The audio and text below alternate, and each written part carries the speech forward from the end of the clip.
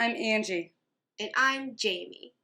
I bet you're wondering why we are dressed like superheroes. Yeah, I'm wondering. Why? It's because therapists truly are superheroes. His idea was spandex. I'm looking at you, Angee. Okay, yes, and I don't necessarily have the body for it, but that doesn't matter because your self-worth is not wrapped up in what society says. Welcome to the Shrink Show. Get on my back.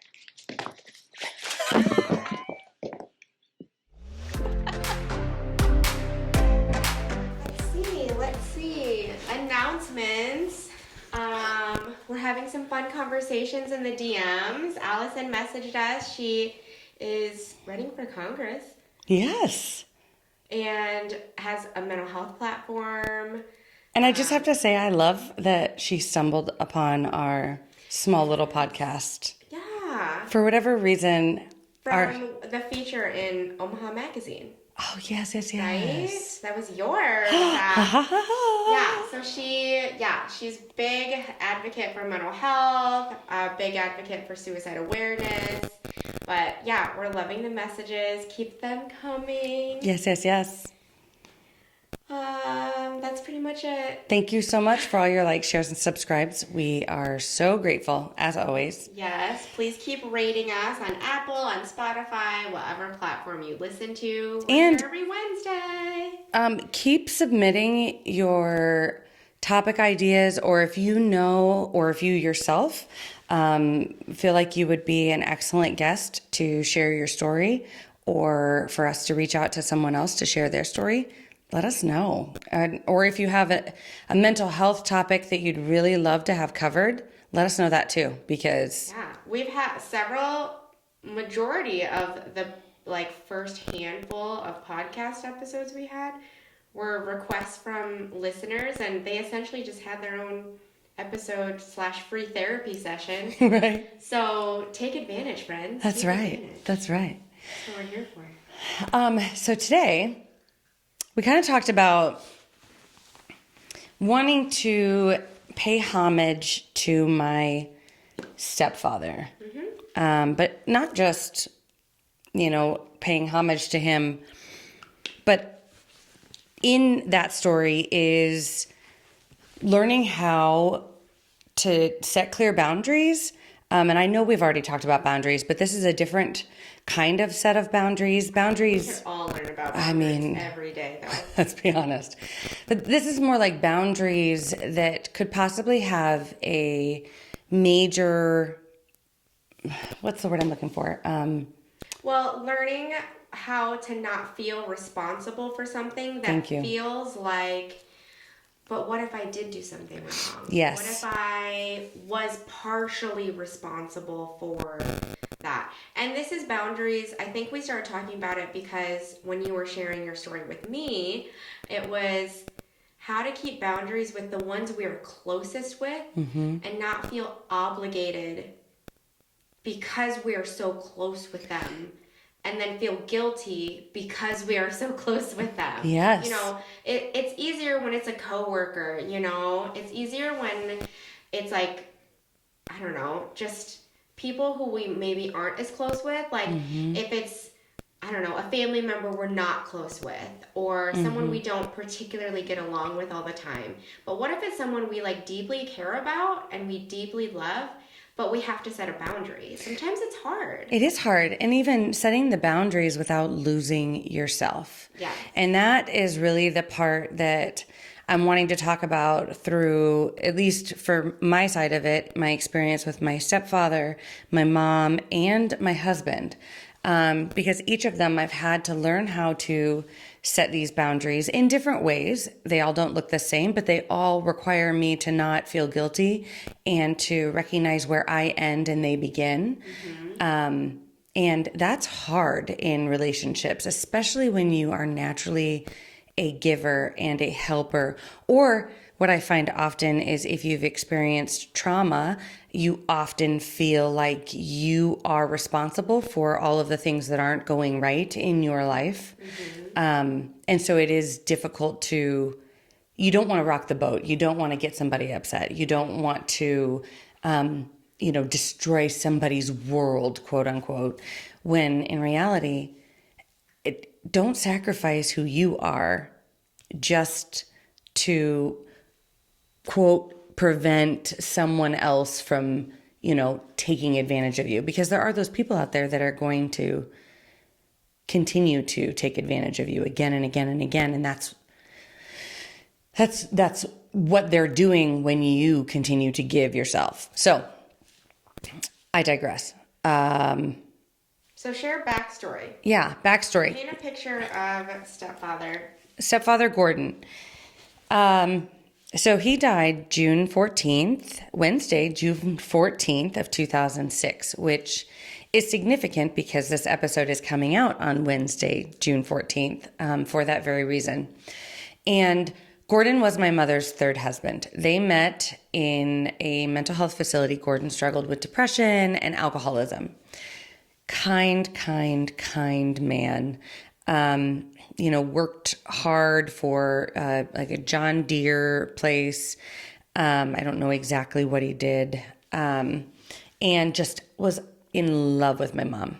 Now, my mom and her own mental illness kind of played a huge part in their relationship separating and kind of going towards an end. And it was at that time that my mom moved out that Gordon called me all the time. And wait, how old were you?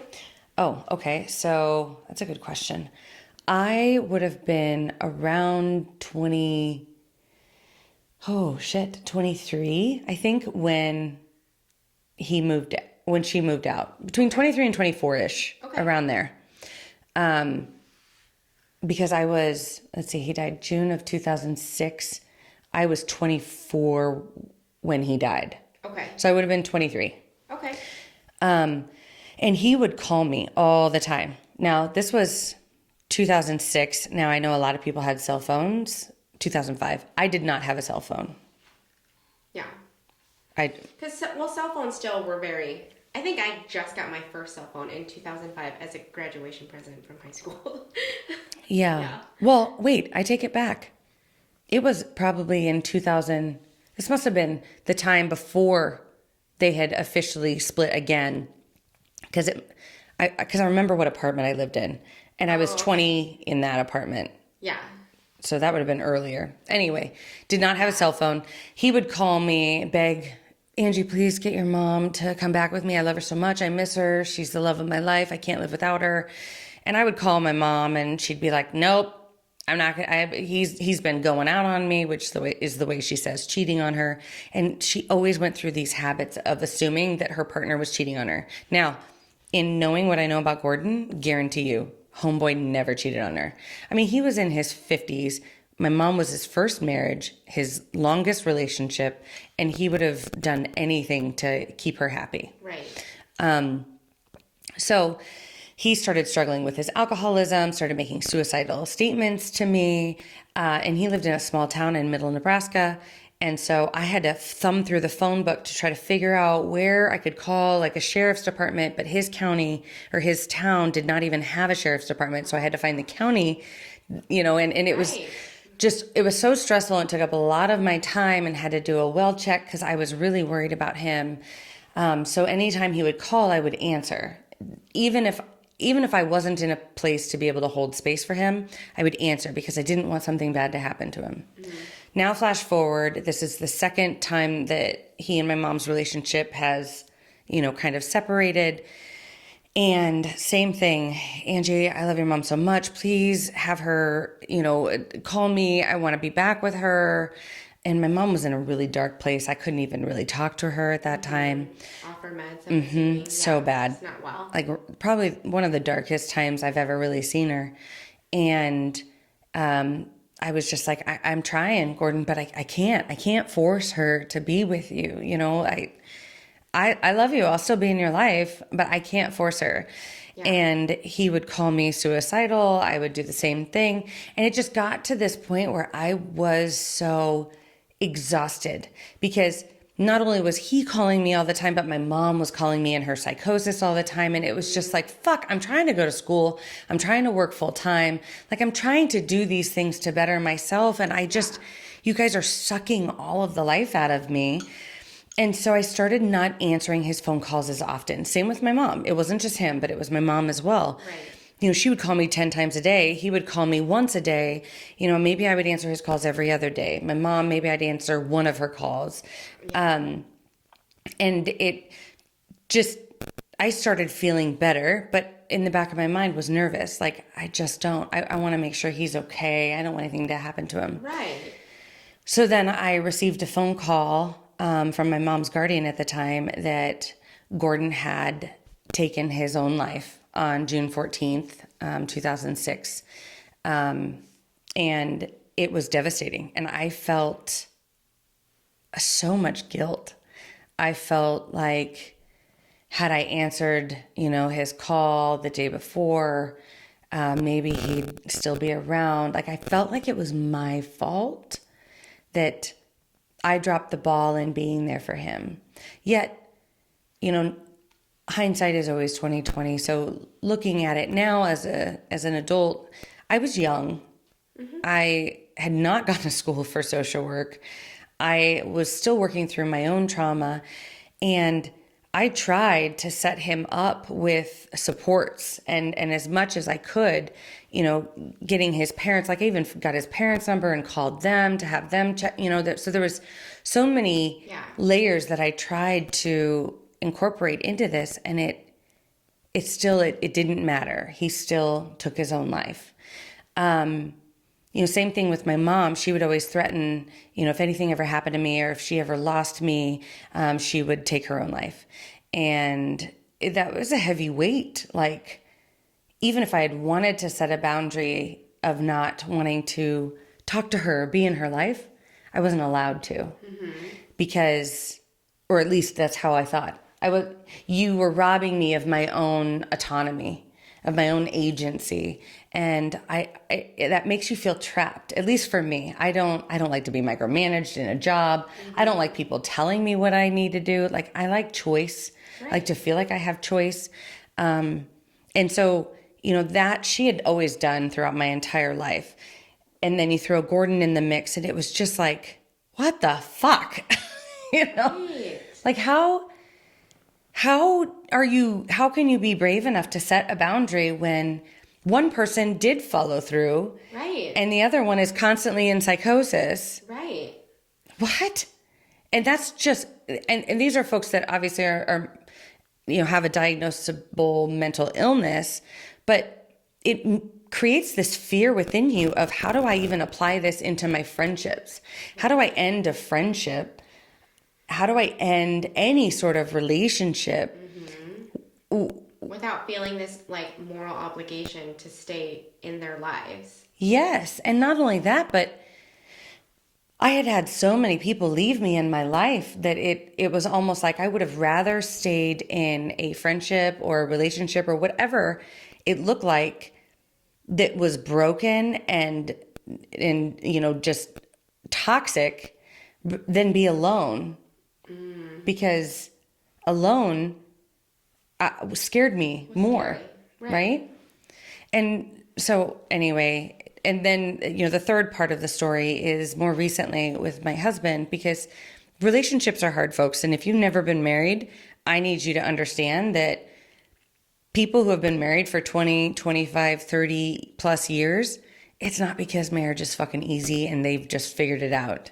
There are a handful of times, maybe a dozen times, that they have like contemplated divorce or been like, well, we had a good run, or have been like, fuck this partner, I'm fucking done, fuck you, get out. And then they just, find a way to make it work again. I can tell you, my husband and I have been through that a couple times. And one time, more recently, like sometime within the last 6 to 8 months, it looked like me just feeling exhausted and having explained everything of my expectations, everything that I was going to be doing with work, and wanting to feel safe at home, yet still feeling like I was being attacked isn't the right word, but expected to fulfill a lot of responsibility and a lot of things that I just simply didn't have the time for. And I basically had the conversation with him, as scary as it was, to say, listen, I can't continue in our relationship with it looking like this. I can't. I have to set a limit. I have to set a boundary. And my boundary is, this isn't fair in my opinion. Here are my reasons. And I can't continue to have this being thrown on me. And if it continues, if that's the only way that you know how, that's fine. I will have to bow out. Like, I will have to say enough is enough. The relationship has run its course. As much as I don't want to, I can't sacrifice myself for another person. I like that you explain it that way, because I have a lot of clients and just people that I try to explain that to. I'm like, you don't have to just lower your expectations and say, oh, I guess I expect too much from my partner. You're allowed to have expectations, and then you decide, is my partner capable of fulfilling said expectation? I need to see them for who they are. And you just point blank were like, I'm letting you know this is my expectation. You either come join me, or I'm going to not stay in this. Right. You know? And as much as I didn't want that. Right. And the same thing with, now that I've looked at the Gordon situation, I released that guilt once I realized I did everything I could. Because he chose to take his life, that's not my fault, because I set a boundary. Because he still could have done that had I not set a boundary. And then would I have still felt the guilt? Would I have felt more guilt? Would I have felt less guilt if I did everything possible and sacrificed everything within myself and moved in with him and he still did it? You know what I mean? Like, at what level, again, do I stop and you begin? And I think that's the best analogy, at least for me in my mind, of knowing when I've done enough. If I've considered everything within you and everything that you need, I have tried hard to set you up with whatever it is. I've tried, to explain. I've tried to show compassion, whatever the situation calls for. I've worked on myself. I've looked at whatever it is I need to change. And yet you still continue to make that choice, or you make that big choice of taking your life. Did I fail? No. Right. Because I can't control any other human. No. And that's one of the biggest lessons is what I do or don't do doesn't really fucking matter. Other people are going to make their decision. Right. I think that is helpful, and other examples that are similar to that, when the two of us worked at Children's and kiddos would come in with suicide thoughts, or they had, attempted any level of harm, and trying to explain to parents that, because that was always, because with children too, it's like, with adult to adult, okay, I can usually sales pitch my way into adult to adult relationships and say, you adult can't control another adult's behaviors, actions, etc. And being able to learn that, like, where do I start and you begin, right? But even with children, it's still similar. Now with children, we have more voting say, like we have more voting rights of, well, I can remove these things from the household, I can choose who you are around, I can monitor your phone, But same thing with parents, it's learning how to teach them. Sometimes our children are going to do things that are going to hurt themselves. And yes, you are responsible for your children. You are doing the best that you can to keep them safe. Like, hell, you brought them to the hospital, you know? You are taking them to their appointments. You are providing their medications. But they are also their own human. And they can make their own decisions too. Even though it's small, but sometimes that, I think, was always the difficult conversation, and really just similarly, I love that harm is happening. I love that you said that, though, because how often is a story of a teen, all fucking mass murders happening left and goddamn right in our world right now, and who are they quick to blame? who are they quickest to blame? Parents, Yeah. right? They don't separate. Who are their parents? Right. Because society doesn't know how to even create those boundaries. Society is always looking for someone to blame. Right. And we as humans, need a bad guy. right. Yeah. We as humans are always looking for someone to blame. And it's like we want to understand the why. Sometimes the why doesn't make sense in our mind. You know, I use the example of, Beckett had a classmate die of a brain tumor when she was in, God, I want to say second or third grade. It was awful. She was her parents' only child. And that was a hard, hard loss. And it doesn't make sense why that would happen. Her parents since have put so much time and voice and money and effort into that particular brain tumor, which is under-researched and underrepresented, and, are really saving future lives. And so a situation that doesn't necessarily look like it makes sense in this moment, it may never make sense to you, but it doesn't mean that it isn't propelling somebody towards... That it was for nothing. Right, towards their goal, towards whatever.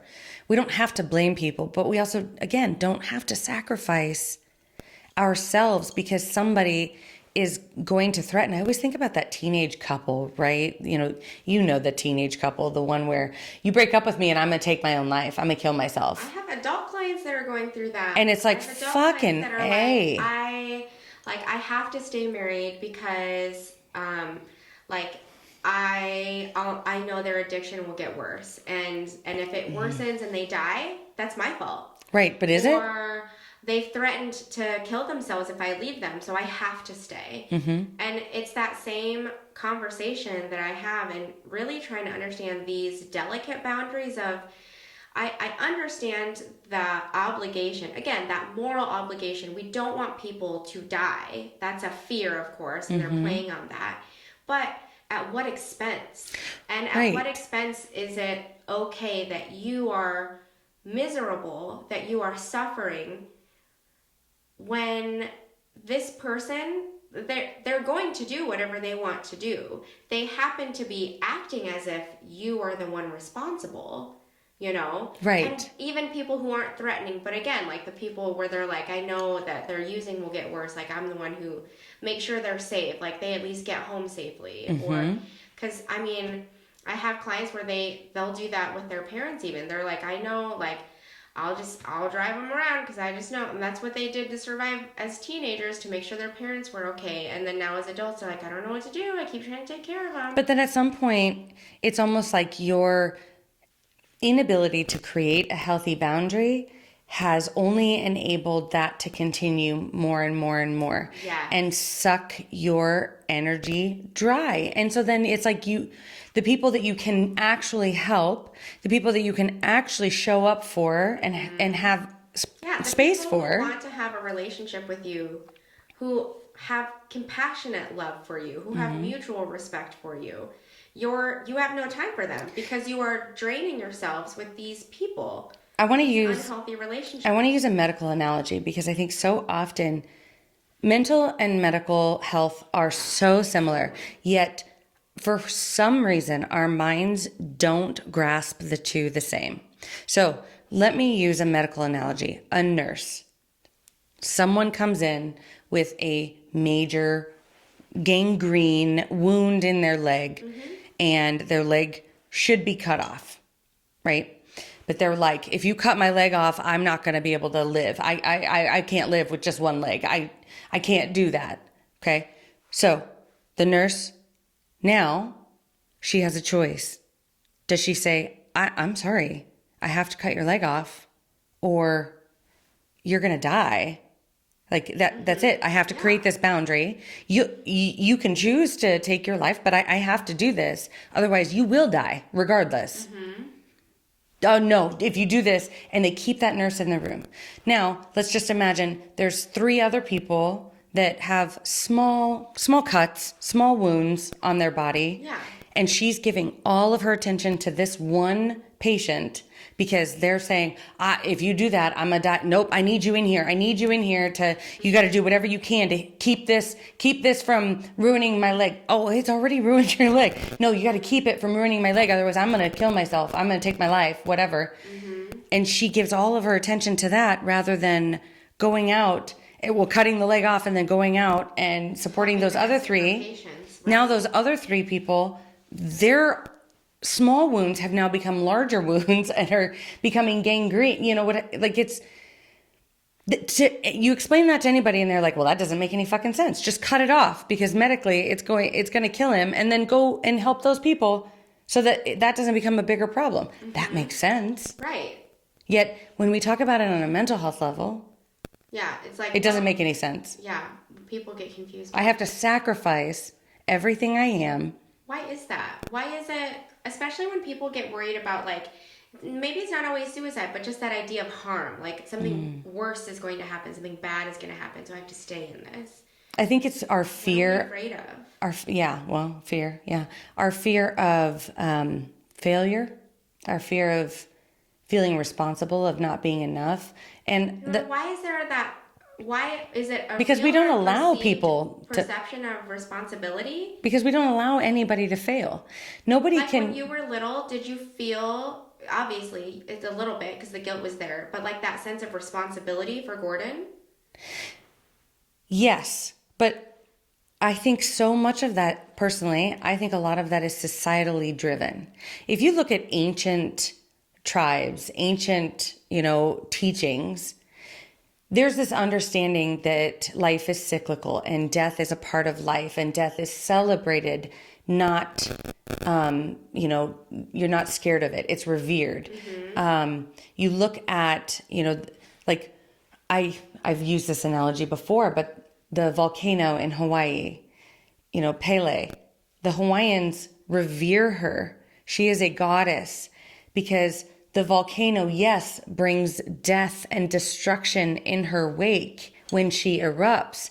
However, they understand that is necessary in order for new life to be born, in order for rebirth to happen. And there's this reverence for the rebirth process. Somehow in our society, we've become so fearful of that pain and that discomfort and that death, that rebirth process, that we avoid it at all costs. So anything negative that happens in our life, we take either full responsibility or we look for someone else to blame. Rather than looking at a circle of life or seeing it as a lesson, as a blessing. Negative things that have happened in my life, those are the things that have taught me the most. It isn't my life being peachy fucking keen and everything going smoothly that I'm like, yeah, I'm going to look deep within. I'm going to do some shadow work. No, you don't do shadow work. You don't process your pain. You don't process past lives. You don't go to therapy and do hypnosis and whatever it is because things are going fucking great. Yet how much do we learn about ourselves when we do that? Right. And that's the blessing. That's the gift. Gordon, having taken his life, there was a gift within that for me. And the gift was I had to learn that I wasn't responsible for another person's actions. And it actually helped me make boundaries with my mom of, my kids will never see the mom that I saw. And if you aren't taking your meds, then I'll continue to see you, but they won't. And she hadn't been hospitalized since. And then the boundary with my husband and me taking boundaries and setting boundaries, give someone else the choice. Do you want to stay within this? Right. Maybe that boundary is not okay for you and you end the relationship. Yeah, and that's okay. Right. Yeah, just because one person says you have to uphold their boundary, it's the choice of, can that work for you? But as long as Joel could have done that. He could have. That doesn't work for me, and that's okay. So then Absolutely. I ended here and he begins there. Yeah. And then I get to make a choice of how he responds, or make a choice with how he responds. Yeah. And that's it. I can't be responsible. Just same thing with my kids. That's a hard one because just like the parents at children's fuck. hospital. It's just explaining to them. And that's why I like to always, they are not you. Your children are not you. It's tricky because we say they are, but they're not. They're not. And when we see them as a separate individual who perhaps has traits and quirks like us, it's okay that they chose to go left instead of right. Right. That's okay. Because that's their journey. Right. And ultimately, I find if you trust another soul's journey, if you trust that soul is taking whatever steps necessary in order for their life to learn what they need to learn, then you're going to be okay setting your own boundaries. And you're going to be okay if that soul doesn't adhere to what it is that you think they should do. Because whomever's listening to this, take a look at your own fucking life. And how many... Take a look at your life. I mean, seriously. Take a good hard look. Because I think, and that's something that I always play out in my own mind of, there's so many times where I didn't fucking care what somebody said to me. I didn't care about their advice. I didn't care if that big, huge neon sign was saying, don't do it, don't do it, don't do it. I was like, I'm gonna fucking do it. And it was a lesson that I needed to learn. So it's not that I failed. Right. I had to learn it in the difficult way so that I could hold space for people who also have to learn it in a difficult way. Yeah. And understand why they're not doing what it is I'm suggesting that they do. Right. Okay, so then flip side of the coin, how do we know when we should be responsible or like doing more or taking on the extra? Well, what do you do? Because I have a series of questions that I ask myself in a situation when it isn't going the way that I like it to go, or it didn't go the way I thought it should go, to help me process where I end and they begin. What do you do? Well, I'm trying to think of what the fuck do I do? Well, I think when I think about my clients are an easier example, and I do the same thing with my personal relationships, but I feel like with my clients, I can answer it better because it's much more like strategic and analytical. But with the people in my life, I'm like, yeah, that works. Like, my boundaries are bending all the time. But with clients, it's always like, I like sometimes it's time, it's energy, it's like, do I have either of those? And saying, okay, so what is it that I'm capable of giving them? And what is it that they need? So like, especially going back to your example with Gordon and even with your mom and with all the talk of any level of self-harm or suicide, right? Some harm is happening. So with that, I always look at it as, okay, obviously severity, very high. So if clients are coming at me with that, or people in my life are coming at me with that, then it's how do I make sure they are as safe as possible? So what is it that I can do to keep them safe? So is it like if they're in my office and I need to sit with them until they can safely get to a hospital, whether it's, by squad car or what have you, because I also know I'm not the one who can do that. I'm not the safe person for that, but I'm safe enough for them to sit with me as we wait for a professional, not a friend or family member, to take them, because I don't trust that. And so, but it's a safety thing. It's who do I feel safe enough to hand the baton to and say, I can sit here with you so you're not physically alone, right, until you are with someone else. So I'm never going to leave you alone. So I'm leaving you with another medical professional who's higher up than me who can take you to said hospital. Right. Again, so you're never alone, right? I can do that. Or if they're on the phone with me, I can find out where they're at and wait literally on the phone with them until, same thing, police, squad, whoever is there with them. That's the most I can do so they're not quote unquote alone, even though it's like via telephone or like a telehealth session, So that's like the high intense severity level. Sometimes I'll get like, kind of SOS emails or text messages from clients like, oh my gosh, I'm not doing well. Like, I've had a really rough week. If you have time to talk today, that would be great. And so with those, if it's working hours, honestly, working hours are harder because I don't have a lot of time in between session. So unfortunately, I would prefer it if that were on my day off because I can take a step away from my kids.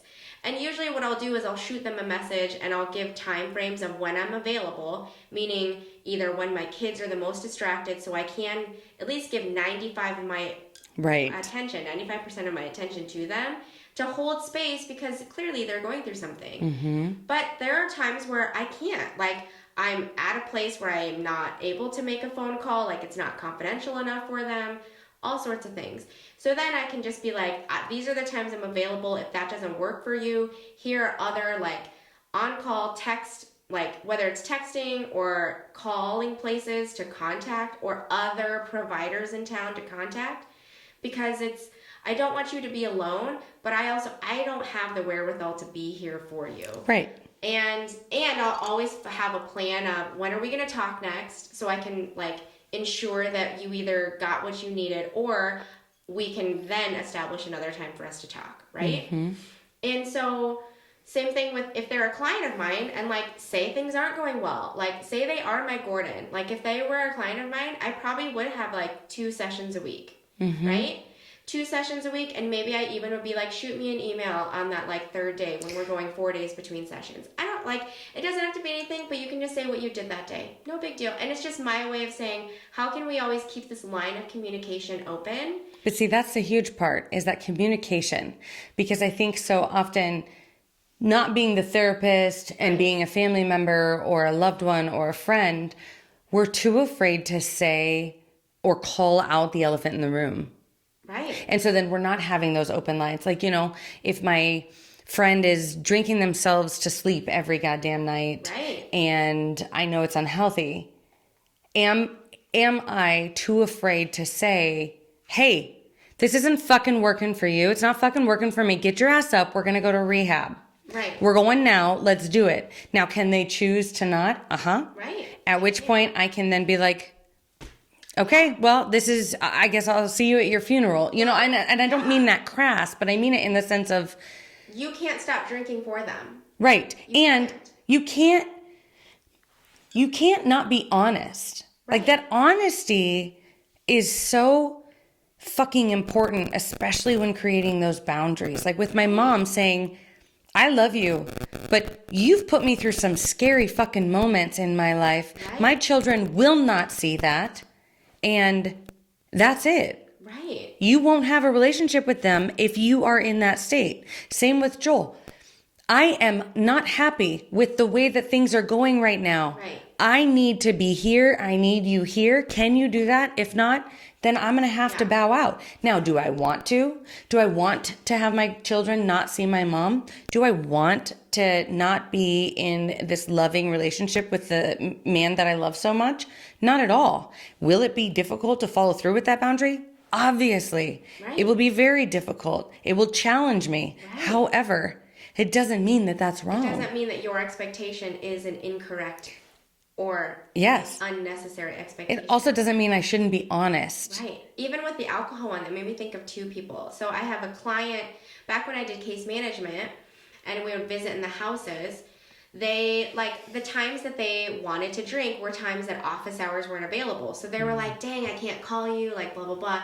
So the best option we could do in that case was we literally would track down, like, the AA meetings that they could walk to because they didn't have a vehicle. Mm-hmm. So the ones they could walk to and go to at these specific days and times, like it's, holidays, like their kids' birthdays, big things that were a little bit of a trigger for them.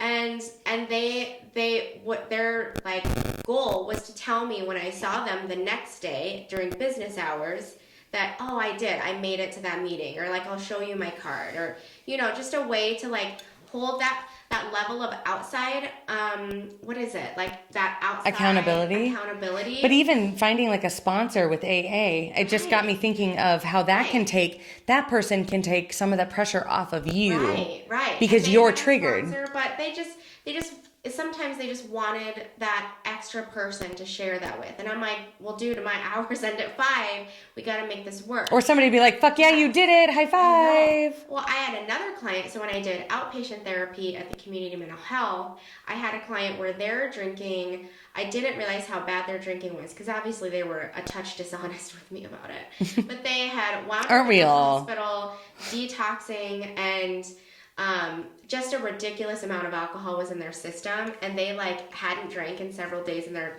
system was still testing positive for alcohol because it was it was intense. How much alcohol, just side note, how much alcohol do you have to consume? I don't know. For that to be... I have no idea. So, I mean, I get this discharge paperwork. They tell me about it. Like, they're honest. They're like, yeah, you know, blah, blah, blah. This is what's going on. And they're like... And so I went, okay, well, and I literally pulled up the intake paperwork where we went over their substance use. And I went, okay, well, just calling them out. I go, let's talk about it. Day 1, you tell me this is what your drinking has been. I pull up our old notes. I say, you've been telling me the past X amount of sessions, this is what your drinking has been. I see this report in between these sessions, and it's telling me there's a lot of alcohol in your system. Something is not matching, and I'm gonna need some level of honesty here. And so then they started sharing a little bit more of like how frequently, how often, how much, blah, blah, blah. So then I said, okay, thank you, like that's great.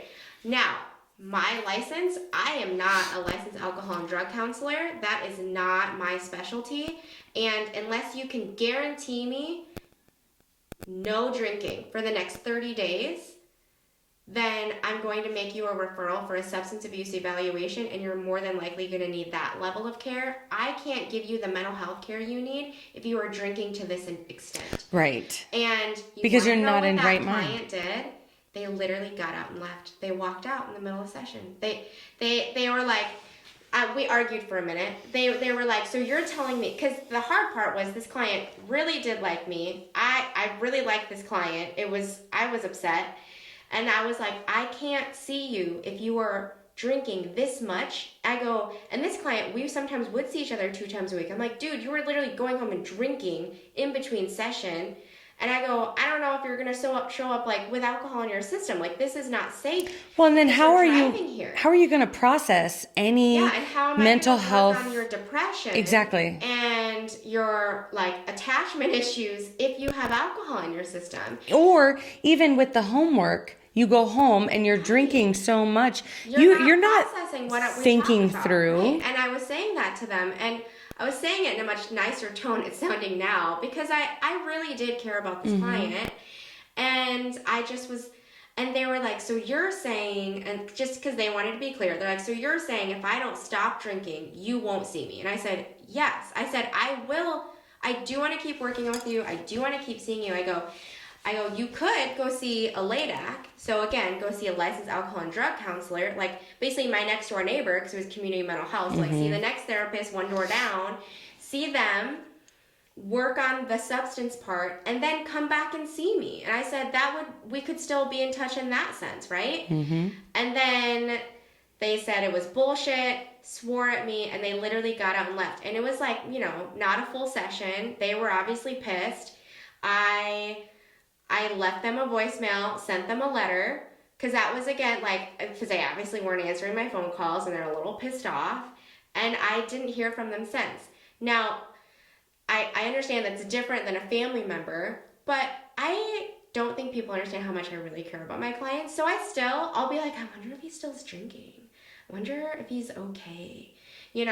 Like that level of, I could have also bent the boundaries and been like, okay, I guess I'll just keep seeing you because But then what benefit would that have been? How is that helpful? It's an enabling. How is that appropriate? Exactly. Am I going to just act like the truth, quote unquote, of his drinking was the lies he's been telling me the past several months? Well, and not only that, but if he's willing to lie to you, then he's lying to himself. And if that's the case, then dealing with any of his mental health, he can't give it the attention that it needs. Right. And and in drinking and we're kind of getting off. I am anyway, but drinking and mental health, it's kind of like chicken and the egg. Which one came first? Like self-medicating. I get it. It is. I get it. At the same time, though, that's a great example of how having an honest conversation and creating those boundaries that are necessary Right. can result in the loss of a relationship, or result in you feeling like maybe you did something wrong. And I think that's why Like, it's because I so, could have spinned it similar to you and Gordon of, well, I screwed up. I should just call him back. You know, I should just do this. You know, I think because there's mental illness in my family, and I know it's that same struggle of, if you see someone with depression, do you just stick it out and try to put up with it, or do you say, I can't be the punching bag of your mental illness. I Right. need to get away from this. Like, Yes. this isn't fair for me to sit here and watch for, like, my family to suffer from. And And it's so even hard. within my family, I've seen multiple people have to deal with that dynamic of, how do I learn to say to the person I love that I need to draw this line in the sand, because right now the only person who seems to be suffering the most is me, out of obligation to keep you safe, and why aren't you doing it? But again, if we take a step back from the mental health aspect and we think of a different analogy, okay, I'm going to use donuts because everybody loves donuts. Oh, donut day is coming up. By the time this airs, free donut day will be over. Okay, donuts. If I have a loved one who, let's say, weighs 500 pounds and is eating dozens of donuts a day, and they want me to sit there and eat dozens of donuts a day with them, right? And when I say I need to leave to go exercise, or I need to eat a salad because I feel gross and unhealthy and I can't keep eating all these donuts. Right. And then they yell at you and say, you don't fucking care about me if you're not going to sit and eat these donuts. If you cared about me, you'd eat the donuts with me and be fat with me and be unhealthy with me. Right. Does that make any logical sense? It doesn't. I think I have a medical example. It's Kurt, my husband. Let's see. So he had hurt his knee, and he continued to go to work in construction, so manual labor, a lot of getting in and out of, like, big machine equipment and, like, walking around in, like, uneven grounds for 2 years. And there would be days where he'd come home and he's like, my leg gave out, like I fell on the ground again. And then I would just be like, there's something wrong, like you should go to the doctor. And he would just be like, no, it's fine. Like, he'd put on a knee brace. He'd buy a different knee brace because that knee brace wasn't good enough. He would ice it because some days it would be Oh, yeah, because it was the knee brace's fault. Obviously. The fucking makers so of the knee he would brace. Ice it, or, maybe that day he had to take more Tylenol than normal. There would be some days where he wouldn't fall over getting out of the machine. And so that day was a good day. You know? And so, but I would just be like, something is fucking wrong with your body. Like, I don't, like, quit bitching about it. Like, that's where I came to. I was like, quit complaining about it unless you're going to go to the doctor. Oh my God. And so that, I mean, first of all, what a man, right? No man goes to the doctor. Second of all, I could have sat there and been like, oh my God, like, I'll buy you it, like, because I wouldn't. I have no sympathy, of course, as a loving therapist wife. But at the time, it was my boyfriend, so is that better? I don't know. But I would just be like, I don't fucking care. Like, don't fucking tell me, like, it's not coming out of our shared account. Like, it's coming out of your account of, like, buying all these stupid knee braces. And, like, I just didn't care. Yeah. Because I'm like, this is your fucking problem. Turns out, 2 years fucking later, he had a torn ACL and PCL, but that's neither here nor there. Oh, right. It's not like you told him he needed to go to the doctor or anything and get it checked out or anything. No, I had to just be like, quit complaining about it. Like, well, I'm tired of hearing about it. And that I love so much because I feel like he chose not to. And I could have just been like, oh my gosh, you poor thing.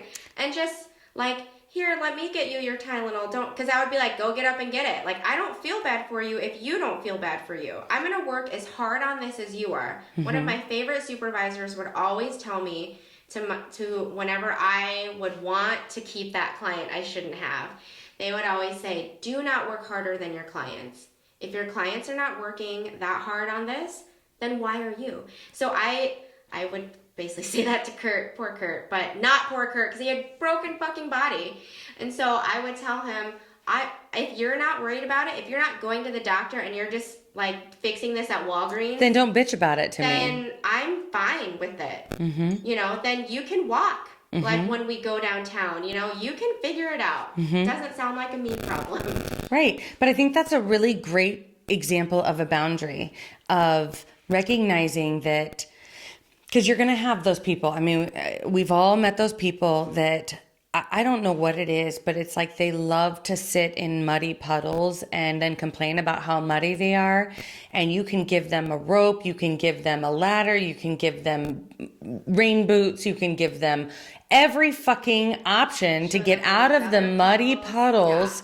And they're just like, oh, woe is me, I'm in a muddy puddle. And at some point, I draw that boundary of, okay, you like to be in that, and it's driving me mad. Like, I don't. So I'm all done. I'm done. I'm done talking. I'm done talking to you. I'm done talking about this. Harder, I'm not. Like, stop complaining and being the victim when you literally are doing nothing about it. Right. And that, at least with my own personality, has helped me figure out again where I end and they begin. Right. I end with, I work my ass off. If something is making me uncomfortable, if something is not going right in my life, I always ask the hard questions. Why is this not going right? What can I do to fix it? Or am I okay with it being the way it is?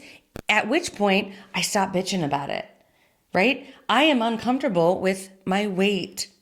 Am I willing to go to the gym and work my fucking ass off right now? Nope. So I might every now and again. When you're ready to join me with burpees? When I'm ready, I'll give you a call. But I won't harass you. And I'm also not going to complain about my weight over and over and over and over and over to you in an excessive way. I might be like, I'm uncomfortable. I should eat better. Or maybe exercise, But that's where I'll leave it. Here nor there. Rather than spending an entire evening of me bitching about the fact that, well, there's all this fried food being put in front of me and I don't have time to exercise. For giving me this unhealthy food. Yeah. Yeah, it's just don't work harder than the other person. Exactly. Even if it's a loved one. Yes. And that's why, even if it's your broken boyfriend. That's where those questions that I ask myself are, okay, what within me could be negatively contributing to this situation?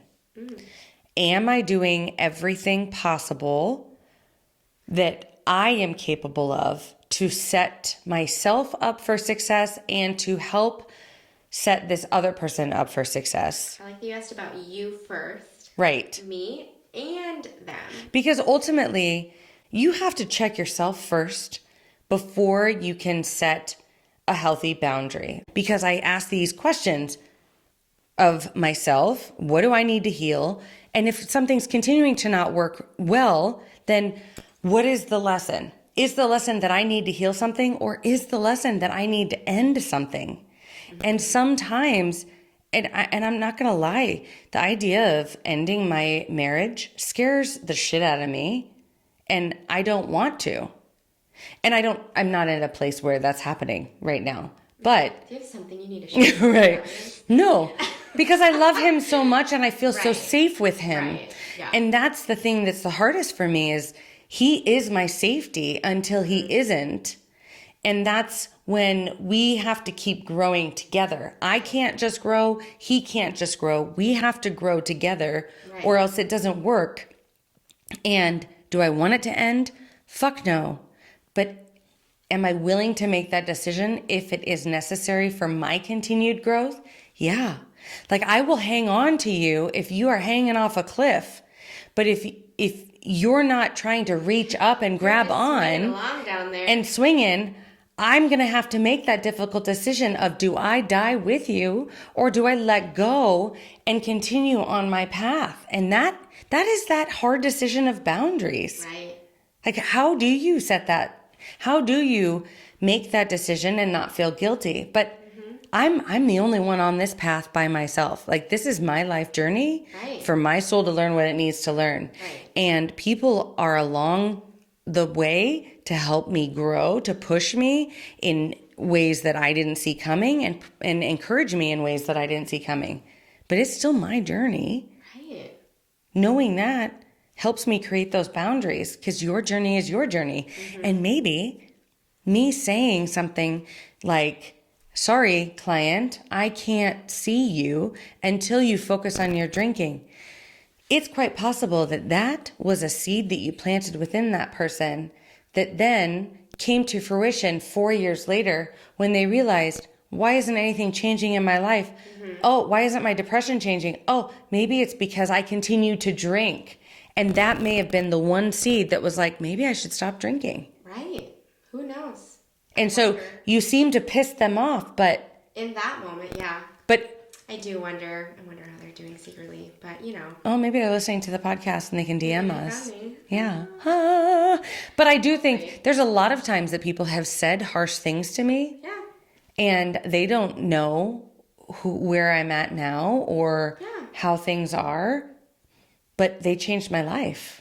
Right. In a positive way. Even though at that moment I may have looked at them and been like, fuck off. But inwardly you were like, I should really think about that. I should really think about that. Maybe there's something to it. Fuck you. But outwardly you're like, fuck off. Yeah. Uh-huh.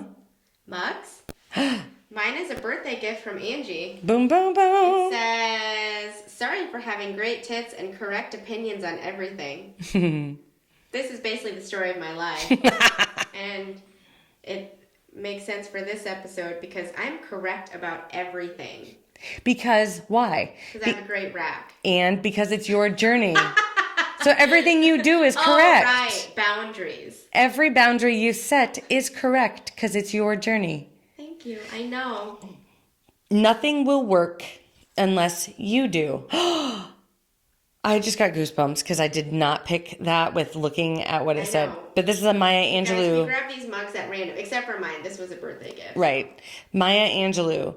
And I love this because nothing's going to change unless you make a different decision or do something differently. That relationship where you feel like you're being sucked down and, you know, the alcoholic is making you feel guilty. Yeah. Stop drinking. Then nothing's going to change until you do something different.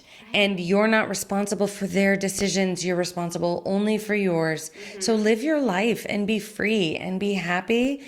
And don't feel responsible for everything that goes right or wrong in everyone's life. That's the other thing. We don't usually take responsibility for things that go right in everybody's life. But we sure as shit take responsibility for things that go wrong. That's true. We do. Think about that. Think about that, folks. We're here every Wednesday. Yes, don't forget to like. Subscribe. That's right. Thank you so much. Bye. If you or someone you know is experiencing suicidal thoughts or a crisis, please call or text the Suicide and Crisis Lifeline at 988 or contact the Crisis Text Line by texting TALK, TALK, to 741-741. These services are both free and confidential. If you think we're cool, or even if you don't, please like or subscribe so you'll stay up to date on all things The Shrink Show. Thank you for choosing to spend a portion of your life with us. And remember, don't take yourself too seriously. Life is all a giant shrink show. A Huda Media Production. Side effects of listening to this podcast may include side aches or snorting from laughter, impromptu jazz hands, nodding in agreement even though you might be listening alone, an occasional, "You said it, girl," and mild cases of existential dread. This podcast is strictly for entertainment and informative purposes only, and is not intended or implied to diagnose, treat, or otherwise substitute for professional mental health, medical, legal, or other advice. Thank you.